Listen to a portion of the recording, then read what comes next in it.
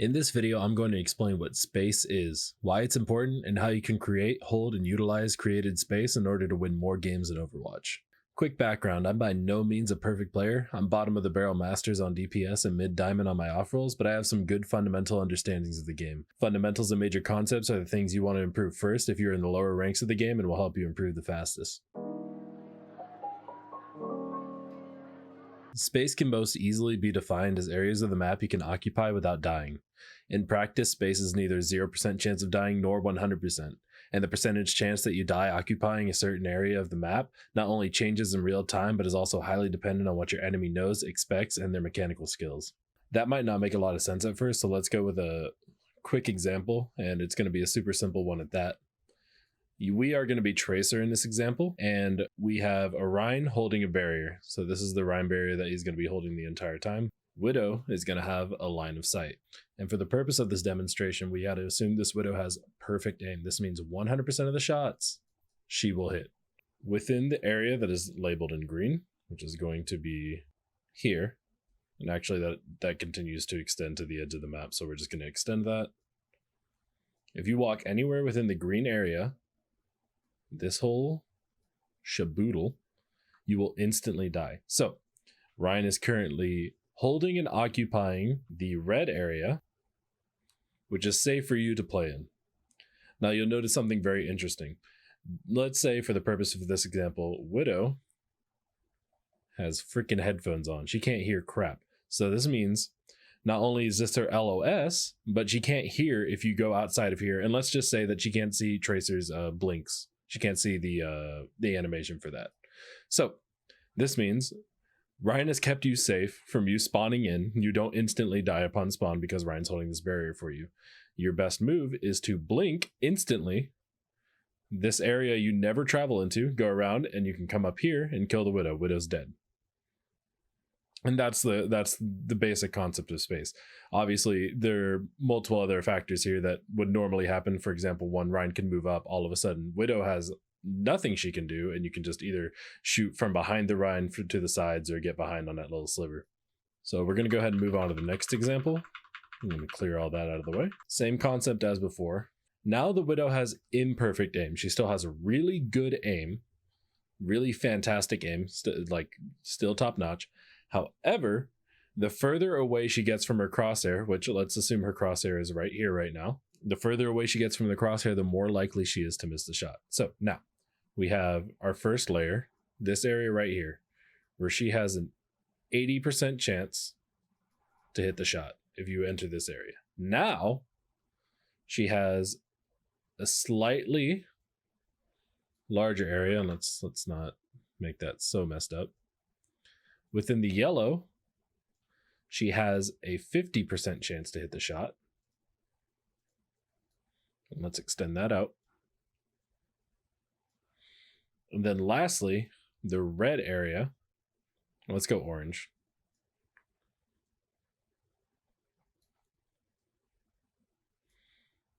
In which she has a 30% chance to hit the shot.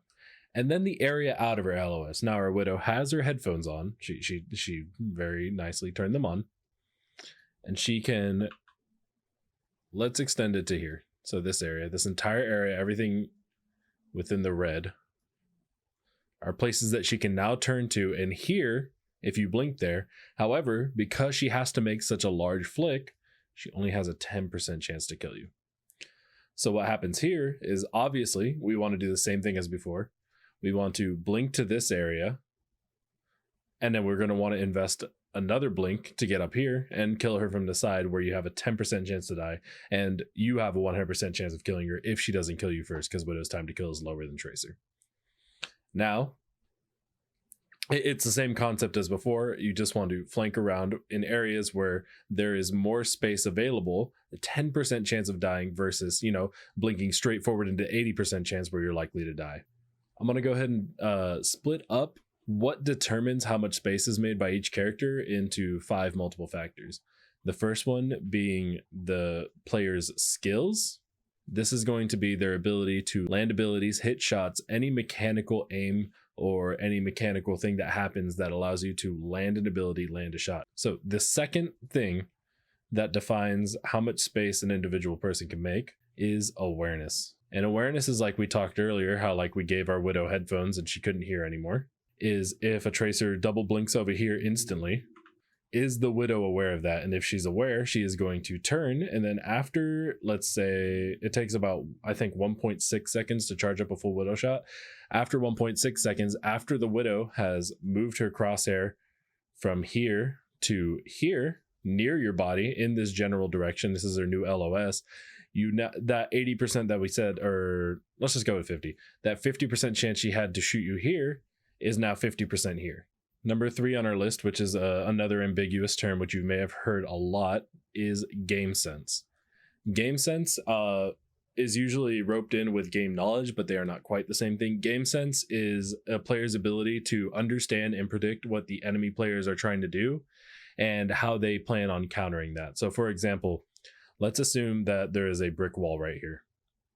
So therefore, Widow no longer has to worry about a Tracer blinking over here. So you're here behind the Reinhardt, and this is out of Tracer's effective range, so you can't shoot from behind the Reinhardt. It's not really going to do any damage. It's not going to help you a whole lot.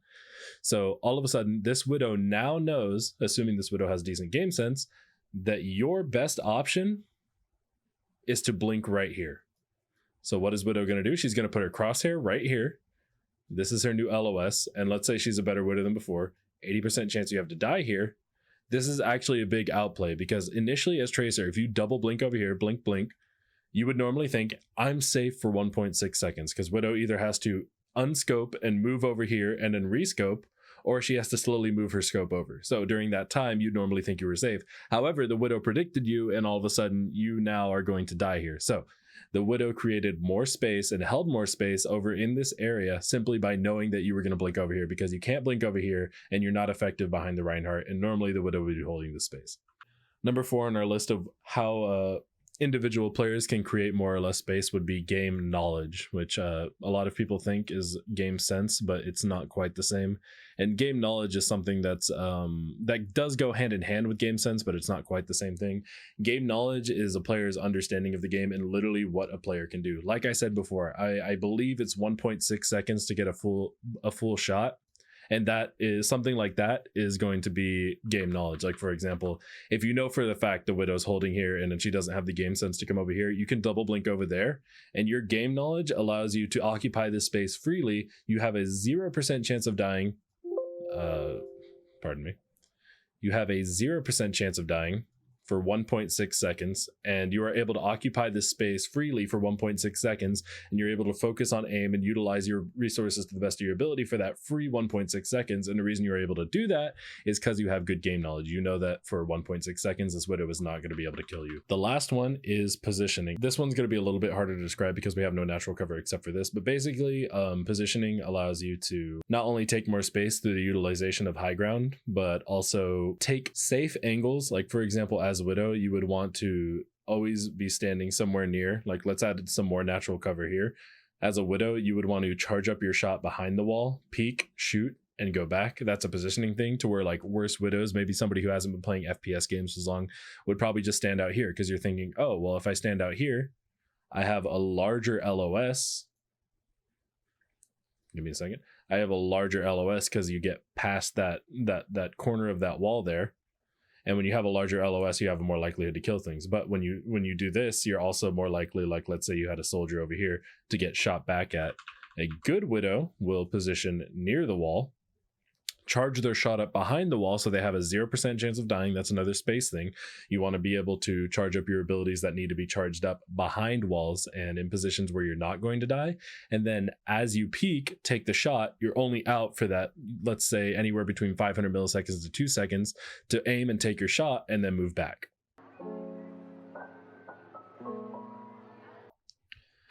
All right, now that we've gone through a few perfectly drawn, beautifully displayed examples, I went ahead and played a quick play game real quick, and we're going to dissect this. Maybe not the whole thing, but we're going to dissect a good chunk of it, thinking in terms of just space.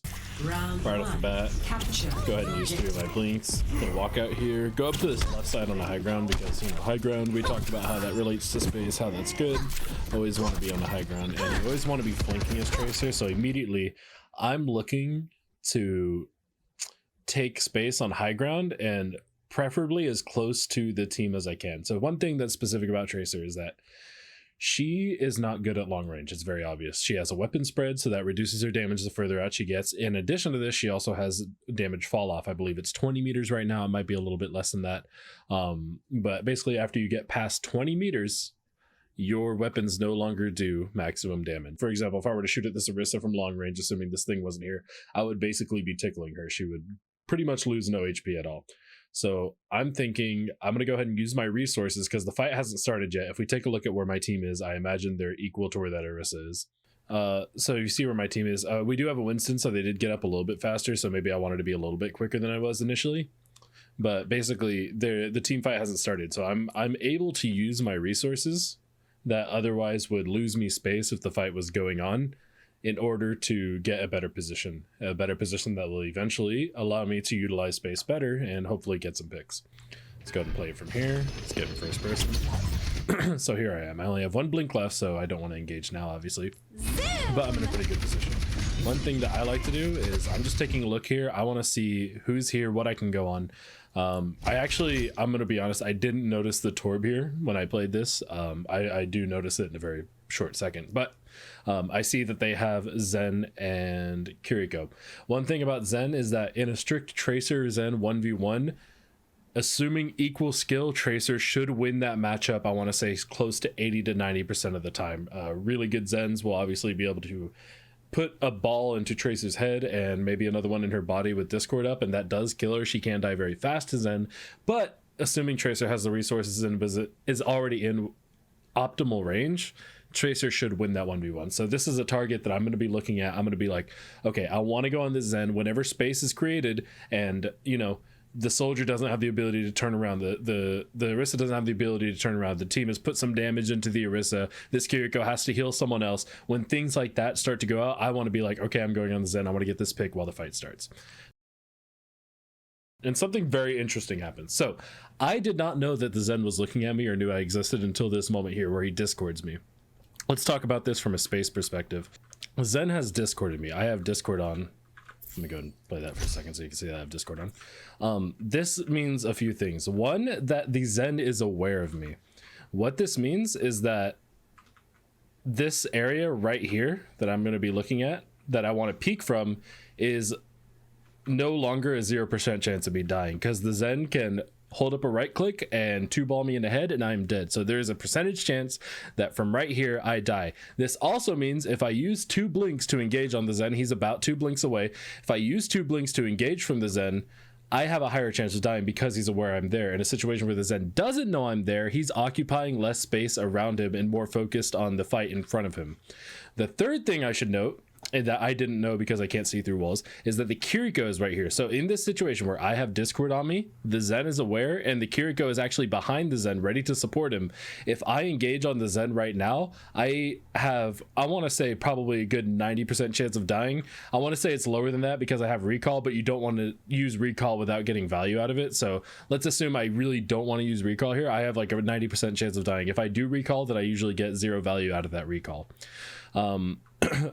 The Zen, on the other hand, unless I one-clip him and the Kiriko doesn't invest Suzu or doesn't heal him, probably only has a 10% chance of dying. One, because the Zen is aware, so he's going to be using movement on me. He's going to be AD spamming if I engage in here. And 2, because of the Kiriko can heal him if I don't one-clip him, or Suzu him if I don't one-clip him. So basically, if I do not hit the one-clip, which is highly unlikely when the Zen is aware, he doesn't die. So I have a 90% chance to die. Zen has a 10% chance to die. That's obviously, and those are just made up numbers. I don't know that for certain, but basically the Zen has a really high chance to kill me. I have a really low chance to kill the Zen. That's a low value move if I engage on that Zen there. So I should, if I remember correctly, back off here, and that is the correct choice. I'm glad I made it. Yep, and I was like, nope, I don't want to go on that because the Zen's aware. I have the Discord on me. This is where I found out they had a Torb. I didn't see him the first time there, but obviously you see the turret, you're like, oh, I have Torb. One thing that I should know is that I immediately start shooting that turret. It doesn't matter what's happening around me because that Torb turret creates a ton of space, especially when I'm playing Tracer. It auto tracks targets. Like it doesn't actually need to hit the shot. It'll just, if you are in line of sight of the turret and something else is not closer, it will target onto you and it will shoot you. When a Torb has turret up and my teammates are not destroying that turret, I have to destroy it myself, otherwise I can basically do nothing as Tracer.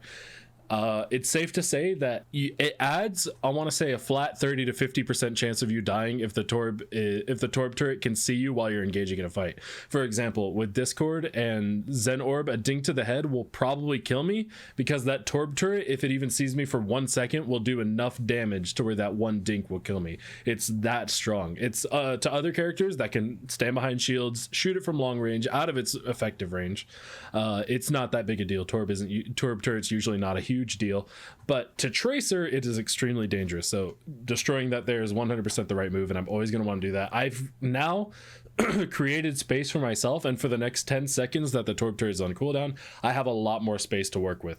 Now keep in mind the Zen still knows where I am, but the fight is about to devolve. It's about to start, so the moment my team starts to go in on them, the supports now have to focus on the fight in front of them. The Kiriko can no longer help the Zen because in a Kiriko Zen support duo, Kiriko has to do all the healing. Zen does not do a lot of healing, and he's going to be more focused on healing squishy targets. So once the fight devolves, I'll have a lot more space to go on Zen. So let's go ahead and see what I do here and how I react to certain things happening. I immediately go on the Zen.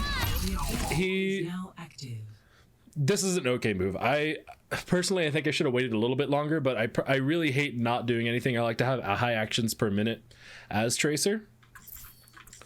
1 second.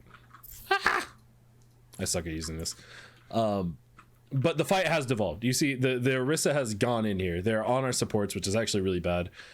Cassidy is in a pretty good spot. I think he wins this duel, especially since there's no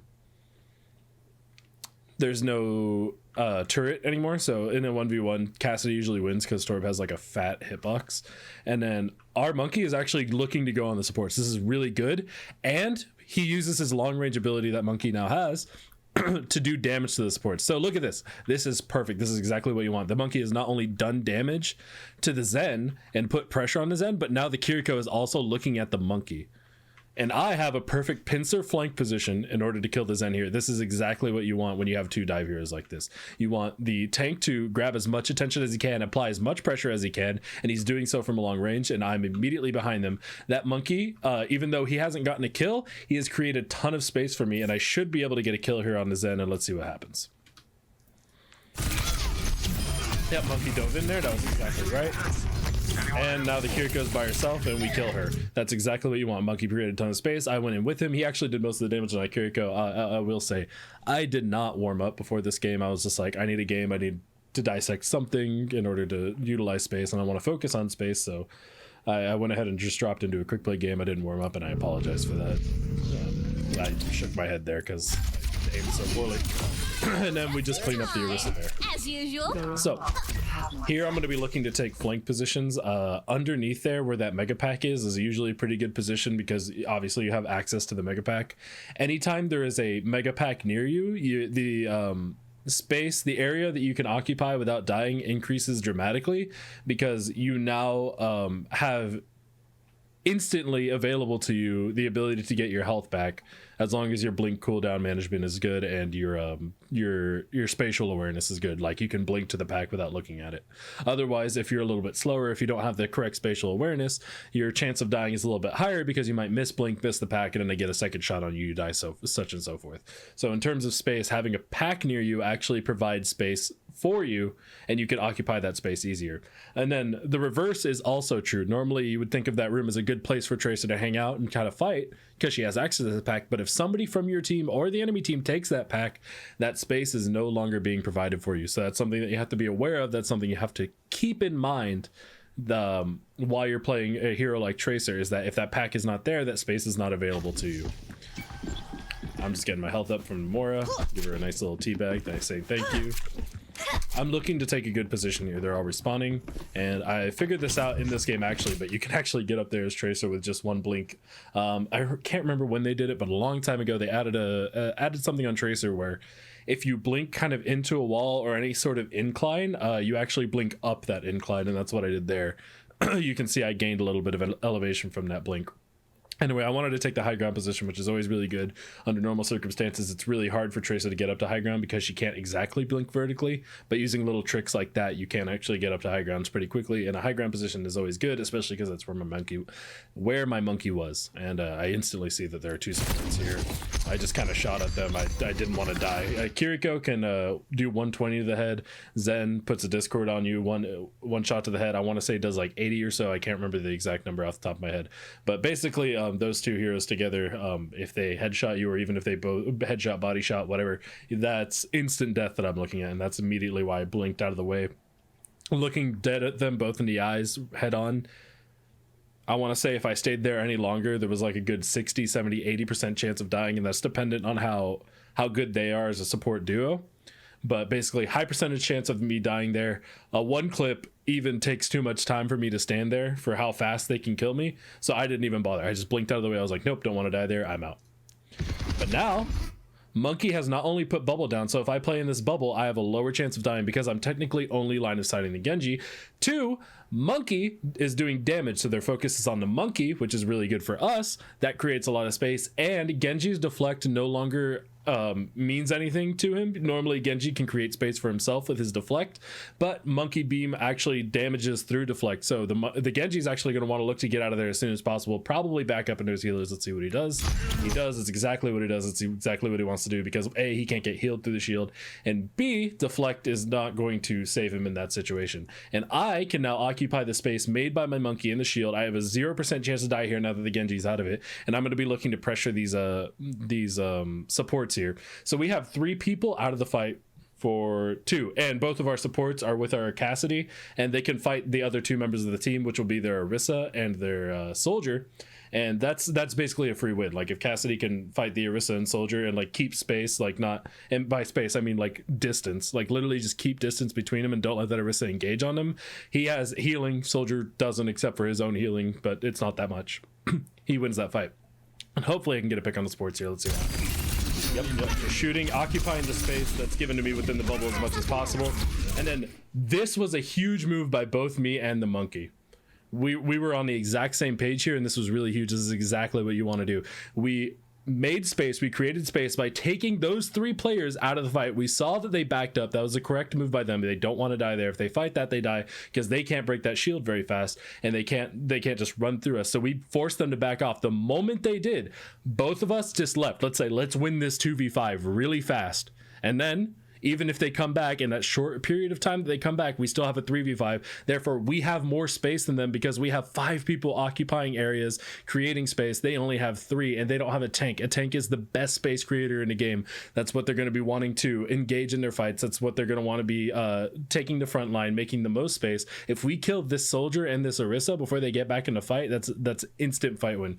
And I see that the Soldier is already taking damage, probably from our cast that was fighting him a second ago. We were talking about that. So I immediately jump on him, and I see the Monkeys going for that too. Just get the kill on him. It's super easy. He was backing off. He was like, oh crap, what is happening? There's all of a sudden a Monkey in the fight. I wasn't ready for that. I need to back up now. And while he's walking in a straight line backing up, I just get the kill on him. That's free.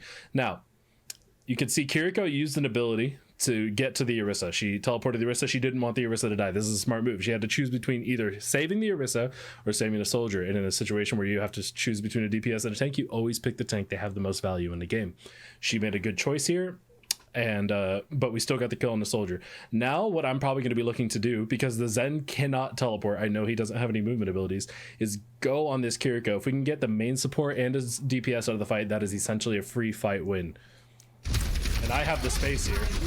I saw that she looked at me there. That's why I made that little duck and dodge move. After I kill the Soldier here, she looks at me, and when the moment a Kiriko looks at you as Tracer, you want to be very careful, because again, 2 kunai, that's all she needs to kill you. And even worse, when there's an Orisa in the picture, even if she's not immediately shooting me, if she hits 1 kunai on my head, that's like 2 shots from the Orisa and I'm dead, because that leaves me with 30 HP left. So I see that she looks at me, She might have actually been looking at the monkey there, but I guess the way her body rotated made it I thought she was looking at me. Either way, I don't want to die here, so I dodged that. I see a Discord go on the Kiriko, so I immediately want to go in. The Zen actually backed up from that room and came back to support the Kiriko. I don't know this yet, though. So I'm just shooting Orisa looking for things. I should have heard that Genji and gone on the Genji there, because that's actually dangerous letting a Genji go on any squishy in his optimal range, and he wasn't optimal range there. I think the best move might have been to go on a Genji there, but I see our monkey is going in, so this is still a really good move. My monkey is making space. He has not only put a bubble down to where like he can stay safe and not immediately die because he knows he has 3 people looking at him, but he's also doing damage to them. And look at this, the Zen is attacking the monkey. This is exactly what we want, and this is what we're gonna go on. My target priority immediately switched there. I saw like, you know, talking about space percentage that he's gonna die, and let's focus on just this one clip that I have. Even if I finish the clip on the Orisa, she's probably not gonna die, because I bet you that Kiriko is healing the Orisa right now, and Tracer doesn't do that much damage. So my target priority immediately switched to the Zen because I can get a kill on the Zen. The monkey made the space, did the damage to the Zen. All of a sudden the Zen is now in an area where I have a high percentage chance of killing him. I want to say 90-95% chance, pretty much guaranteed, as long as I can aim a little bit, right? And that's exactly what I do, because the Orisa has fortified there, and I know the Kiriko is going to be trying to heal them. I get my blink up, I go in, I'm shooting the Orisa because that's what I saw first. I immediately see that the Zen is low, and I'm like, yeah, all day long. And then I go for the Kiriko. This is also the correct choice. And all right, here something very interesting happens, and I want to talk about space in this situation. The Orisa is not looking at me right now. She is trying to fight the Winston. That's an okay choice. Trying to fight a Tracer usually means you're just going to get her to blink out. They're down a Zen and a soldier. The Orisa is just trying to do whatever she can. If she does somehow get the pick on the Winston there too, if she like fights for that mega pack that's over there and she wins that actually gives them a chance to come back into the fight, because Kiriko, Orisa, and Genji is enough to win a fight, assuming our tank is out of the picture. That's how important tanks are. They're like essentially worth 2 people. A 3v4 in which the people with 3 on their team has a tank and the enemy team doesn't, that's an even fight. They can turn that.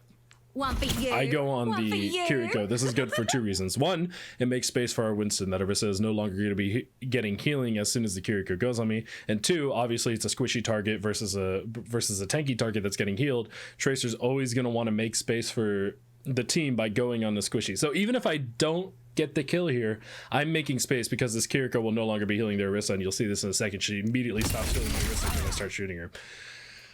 Another moment of talking about space. I mean, like, a lot happens in Overwatch, and it happens really fast. This is what we need to talk about right here.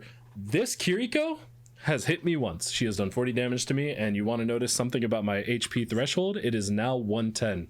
If you don't know, Kiriko has something unique to her primary fire, or not her primary fire, it's secondary, her kunai ability, her damaging ability, and that's it does 3 times damage to the head, to where under normal circumstances headshots normally only do double damage. So her body shot does 40 damage, but her headshot does 120, which normally it would be 80 under normal circumstances. So this means 1 headshot on me and I'm dead. And kunai projectile is pretty big, so even if I AD spam really quickly, as long as she gets it kind of close to my head or like in the middle of my AD spam, I'm still dead. And even if I crouch a little bit, the projectile is big enough to where, like, if she kind of aims for the bottom of my head, she still hits the headshot. This means I am in severe danger here. I am 1 kunai away from dying. I realize this. I change my focus from trying to kill her, because she's still attacking me. She's still getting the healing out of the fight. I've done my job as Tracer.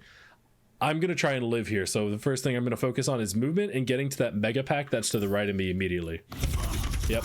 See, I AD spammed, I crouched, and I just focused on, I stopped aiming at her completely because I had to reload anyway. And my focus was using this blink that's about to come up to get to the mega pack. I do that, and they get the kill on the Orisa over there. So that's an instant fight win. And I kind of look to get on this Kiriko, but she's already out. It's a little dangerous to invest blinks at that point, because one thing about Tracer is that she uses blinks in 3 different ways. She uses it to get better positions before a fight starts, or like kind of during a fight. It's a little riskier that way. 2, to close distance. In that case, I would have had to use my single blink to close the distance so that I'm damaging her within my effective range.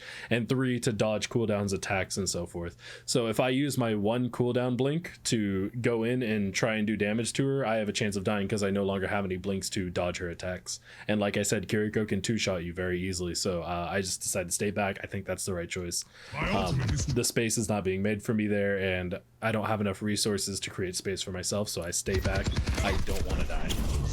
And so instantly here, I'm probably going to be looking to take a position. I've taken the high ground position on the left side twice. This is a game sense thing. I assume they're going to try and go a different way, and that would be the right choice. Twice they have we've taken position on that high ground and we've won the fight, so they should be looking to take a different path. And also they're going to be looking to get the tracer off of that high ground. They're like, the tracer's always up there, she's been up there twice, we should get her off the high ground. So I take a different position. This not only keeps me safer, but also might catch them off guard. So I'm lower left this time, and I also have a mega pack to play off of here. This creates more space for me, and I have Zen Orb. That's an important thing. When you have Zen Orb as tracer, you have more space, you are less likely to die. I see that the fight is starting up there. I know there's at least a soldier up there. I start to panic a bit because I'm like, oh my god, they went up there again. I thought they were at least going to come down here, at least one of them. I thought a soldier was going to flank over there. That was really what I was thinking. Either a soldier or the Genji is going to come flank over there, and I can get a 1v1. If you can get a 1v1 as tracer, you're likely to win that. But then I hear, oh, Orisa, and I'm like, huzzah! I know there's at least a soldier up there, and that monkey is occupying that space, and I think I heard multiple people on their team up there. So I'm like, this Orisa is by herself. I'm gonna go try and kill her as fast as I can, because like I said earlier, tanks are the most valuable characters in the game. If you can get a pick on a tank and nothing else happens, you are like 90% chance you're gonna win that fight. Tanks do so much. If you don't have a tank on your team, then you're completely reliant on DPS to make space. And if the enemy team has a tank and you don't, that's a lot of space that you no longer have. That's the space that the tank is occupying. Us that have the tank, we have so much space to freely try and get picks without dying, and they have to risk it all in order to do the same. So I'm immediately going on this Orisa. Orisa notices me, blows a cooldown. Somebody else is doing damage to her. That's huge. So I'm like, I'm just going to invest some resources in this. We got to get this pick now before the Kiriko teleports, realizes what's happening, and goes in on here. And we do. Get a little nice blink melee in there. I thought I took damage there. Apparently I didn't. That or the Zen Orb healed whatever damage I took. So I tried to get this pack, but I'm full HP. And we have a pick on the Orisa. That's why I've completely relaxed. Normally, after getting a pick, you want to immediately either recall out and take a good position or look for something else to go on. But I'm like, okay, we killed the Orisa. This is fine. We should be okay. I realize the rest of them are up there. Monkey's fighting on his own, so I'm probably going to go try and help him. I'm taking it easy. I don't want to die while repositioning, which is something that can happen very easily to Tracer. I try and do the thing again, and I fail. It's very sad. But our Monkey's playing it very safe, playing it very smart. So we're okay here. I'll try it again. Hopefully I make it this time, and I do. And this is actually kind of huge here. You wouldn't think twice about it, and you wouldn't think that I got any value here, but I did. So just by blinking up there and attacking what was in there instead of going on the Bastion, which I know is going to die because we have a Zen shooting it, a Zen Discord on it, we have a McCree shooting it, we have a Mora probably shooting it, and the Monkey is definitely on it. And he actually popped his ult too, so he's not going to die in that situation. Me shooting the Ana there did one important thing. It kept the Ana from going to their Bastion and healing them, because the Ana sees the Tracer. She has two options: invest some cooldowns to try and get the Tracer out, which is probably gonna just be wasted because I'll blink out of them. I'm doing damage to her. I got a few headshots in there. I want to say I got her down, okay, 80%ish. That's not that great, but point is she now has the pressure of a Tracer there. She can't just walk forward like she wanted to heal her Bastion, and we get a free pick on a Bastion because of that. This is really unfortunate. This is something that can happen a lot. Just not a whole lot, but it's something that does happen. I actually blinked into a sleep that was meant for my Monkey. My Monkey came correctly, mind you, he made the right move here. He came to come back and help me with this fight. He knows I'm there with him. I see him jump in. I'm like, okay, I'm gonna go in with the Monkey, who is still ulting. I blink into a sleep. It's just unlucky. Luckily I lived there. 13 health. Soldier direct helix rocket does 120, so I got hit by something else there. I'm not sure what it was, but probably the Orisa shot. But basically it just happens to move on. It's one of those. It's just one of those things. I'm in there helping the Monkey. Monkey is like fighting for his life. He got out, so I'm actually. That's really unfortunate. So I just now and during the game thought my Monkey was in there, because I could have sworn they were turned around there for at least just a second. Let me double check that. At some moment I thought they were turned around. Yeah, the soldier was turned around for something, so I guess I thought the Monkey was in there, so I go, there it is. I see the Monkey there. What happened to the Monkey? Oh, they killed him.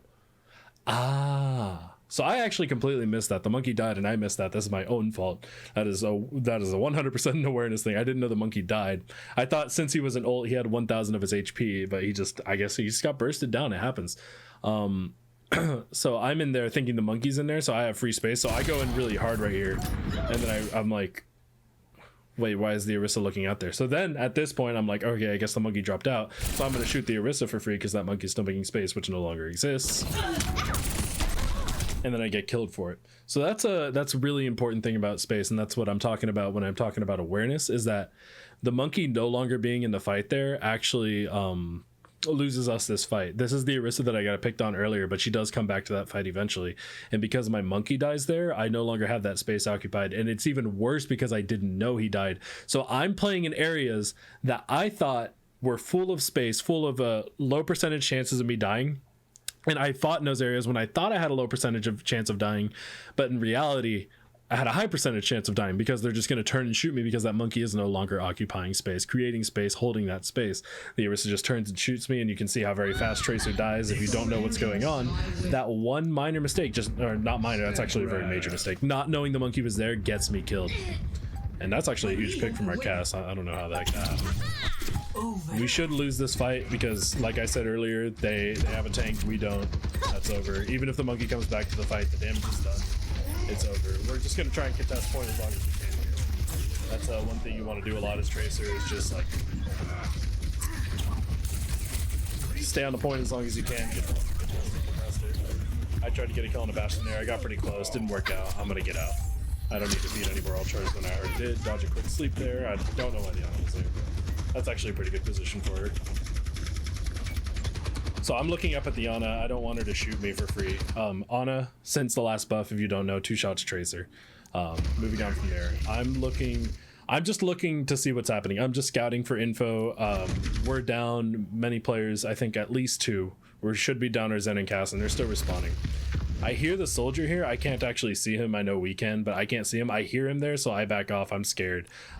Soldier can not only helix shoot you, which is obvious, but there's an instant death combo for Tracer. If he gets close enough, he has to be really close to do it. It's a helix melee. So if he helixes and an animation cancels with a melee, that's an instant death for you. You will die. GG, go next. So I dodged the soldier. I know he didn't see me there because I didn't see him there. I have not Discord Orb. I have Harmony Orb here, so I'm getting healed. That's why I immediately peek back out, and I'm like, okay, I'm going to take this fight. Not only do I have a healing orb, so if I do get helixed, I can just back the fuck out and let the healing orb get me. I have 2 health packs available to me, and I also know I have my Zen on me. The Zen being with me, not only because of the Discord Orb and the Harmony Orb, increases the chance that the soldier dies, decreases the chance that I will die, not only from the Harmony Orb, but because the soldier is probably going to shoot the Zen instead of me because it's an easier target to shoot and somewhat equally as squishy. So with that being true, I'm going to go in pretty hard here, and I'm probably going to whip a lot of shots. Oh, that wasn't too bad. So he's really low. I saw the damage on the throw. I tried to go in. They healed up their soldier really good there. So that's another thing about space, is that I thought they would be focused on something else. I didn't know where our Cass and I didn't know where our monkey was. That was a mistake by me. You always want to check where your teammates are. Our monkey's way off in the flank, but I don't know that right now because I'm not paying attention. So I was like, we can solo out this this soldier, and we almost got the kill on him. We didn't, unlucky, but there was a very low percentage chance of me dying, and so that's free value. We almost got a pick on a soldier. We didn't have to die for it. That's a good choice. Good utilization of space. That was more of a frustration thing right there. I was just like, I really wanted to kill that soldier. Let's see if I can kill him now. That wasn't really a good pulse bomb, especially when somebody is aware you're there. That's more likely that you're going to miss a pulse bomb because they're going to be either AD spamming or like trying to dodge it in one way or another. When a target's not paying attention to you or jumping, that's exactly when you want to go for a pulse bomb. So that was a frustration choice right there that I can't recommend you do that. However, I saw that the soldier ran off to the side. This means something very important for me. The monkey's also going into, this is another important factor. This Orisa has Discord Orb. Whenever something has Discord on it, you always want to shoot it if you can, because it's going to die much faster than usual. It's going to die at a different tempo, and I know Soldier's out of the fight right now, at least for a second or two. If he comes up behind me, that could be bad, but I doubt he'll reposition that way because he doesn't want to take a 1v1 with me. I'm going to free shoot this Orisa, and that's the right choice here. And one thing that I want to notify about space that's super important is if you look how I'm utilizing natural cover to shoot the Orisa for free without risking my life whatsoever. So if you look at where I'm standing, this is very important. I could step up a little bit closer and maybe get like a tiny bit more damage in, but instead what I decide to do is stay down here, because now I am not LOSing their entire team. The Bastion can't see me, the Ana can't see me, and granted, even if they could, they'd probably still be fighting the monkey. Their Kiriko can't see me and their soldier can't see me. The difference is if that monkey isn't there, which I don't think I'm entirely aware that our monkey is there, if I push up just a tiny bit, my head pokes out, Bastion can now shoot me. He can now throw a bomb at me. Ana can use her nade, her sleep, and shoot me. Those are two things that can kill me, especially if I'm shooting the Orisa and not paying attention. AD spamming this way, that gives them a straight shot to look at me. And basically, like, you wouldn't think about this much, but there's a 0% chance of me dying here where I am. And any percentage higher, let's just go with 30% of me dying here because I'm unaware of what's going on to the left of me. So me just staying 2 steps back and using this natural cover is allowing me to utilize free space that's made to me by the map to shoot on this Orisa for free. And because our monkey is occupying, and because we displaced that soldier earlier, and because the Kiriko really wanted to help that soldier because they saw the pulse bomb that I put on him, so she was really scared about that. All these 3 factors allow me to shoot this Orisa for free and hopefully get a pick on the Orisa. And if we get the pick on the Orisa, like I said earlier, for the 80th time, that is a free fight win. So let me spectate myself here. I don't know what I got shot by there, actually. Oh, I think it was a Bastion bomb. But I go ahead and grab the health pack. I did the damage to the Orisa. She dies. Our monkey's in, so I'm immediately going to be looking to help him. I don't want our monkey to die because we just got a huge pick. We got their tank. Tons of space created, no longer space that they can make, create, or occupy. If we keep our monkey alive here, that's a free fight win. So I go in and help him. Shoot. I'm like there. What in the fuck just happened? Anyway, the reason I shot there is not to actually do damage to them. It's to do 2 things. One, it makes space for my monkey, because when you get shot in the back, you have to look. You have to know. Like, you're getting shot in the back, you want to know what's behind you, right? So that's what I do there. I'm shooting them in the back. I'm taking attention off of my monkey. And 2, it's just, you know, hopefully one of them turns back and tries to fight that. That would be really huge for me if only one of these supports turned back to fight, especially if it was the Ana, and I can take a free 1v1 while taking damage off of my monkey. I don't want to die here, and I know they're looking for me because I did that shooting thing I talked about earlier. I actually didn't know the Kiriko was there, so that's why I just completely skipped down here. But one thing that you should note here is that I hear the Bastion ult, and when you're Tracer or any hero with a ton of movement that can get out safely, like maybe a Genji or something, you want to look for an ulting Bastion because they're standing still. They don't have control of their character. They're not even entirely always aware they're there, depending on where they're looking at the map in their ult. It can lead to a free kill. So that's what I do. That's a fine choice. I'm okay with that. I realize that the Bastion not only has an Ana on him, but is at full health. So I know for a fact I'm not going to be able to kill on him. Instantly, I change my my target prior to the Ana, who I think the monkey's got. Get the kill on her. Get out. Why? If I keep doing that, I'm gonna kill myself. Recall, get all my health back, and I'm immediately just gonna be looking to clean up this fight. I see the Kiriko there. I go on her for a little bit with a lot of shots because, you know, I'm not warmed up like I said. My melee blinks are going, so that's fine. Cleaning up the fight, and that was actually really big there. Armora could have died there, but because the Bastion really wanted to kill me, and because I blinked even harder and engaged on him from like out of his crosshair LOS, so he had to flick to me. He has to flick twice there, once to find where I am and 2 to put the crosshair on my body. That gives us enough time to kill him with actually none of us really taking any major damage, which is huge for us there. We're just cleaning up the fight, trying to cap this as soon as possible. We're at 99%, you know, we turn the fight, we win the game. I'm just trying to avoid getting hit by that ball and taking damage from the soldier. That's what that blink was there. I heard the soldier over there. I didn't want to get shot by him, so I took space further back in the point where the soldier can't see me. That allows me to play in a safer position, you know, utilizing space made by the natural cover of the map, and just being able to put damage on that ball without dying. That's all that is. Cleaning up the fight here. I know he's looking at everybody. I go ahead and shoot him. I blink out of there because I don't want to die, and I win the fight. And that was a pretty good example. I don't know. I think I only died once that entire time. I had pretty good stats there. I wish you could look at the stats. That's unfortunate that you can't. But that's a good example of how utilizing space works. How you need to think about the fight in terms of space, who's looking at what awareness, mechanical abilities, what is game knowledge, like the Kiriko knowing that she can two-shot me, or if that she body shots me once, the next shot could kill me. Little things like that, utilizing space, creating it, and also being aware of just like generally what targets are safe for you to go on, especially as a hero like Tracer, where things like that are super important. That's more or less what you want to be doing. I made one major mistake, and it was awareness thing. I didn't know where Monkey died. If I knew where Monkey had died, I would have completely backed out of there, taken a safer position, and then made an aggressive play once they dropped out of there to try and get a pick on a support or something. We still probably would have lost that fight, because, you know, like I said earlier, if you lose a tank and they have a tank, probably gonna lose that fight. But because I didn't know the Monkey died, I was playing more aggressively, as if the Monkey was still creating space, if they still had focus on the Monkey, and I died for that. That was my mistake. So in conclusion, space is going to be the first part of any plan and the most crucial part of Overwatch that you can't see, but also many players tend to misunderstand. If you don't give space a second thought before taking action, you're almost guaranteed a swift death, and the higher rank you go, the better players are at taking and utilizing space, meaning that ultimately, if you don't understand space, higher level players are going to outvalue you every single time.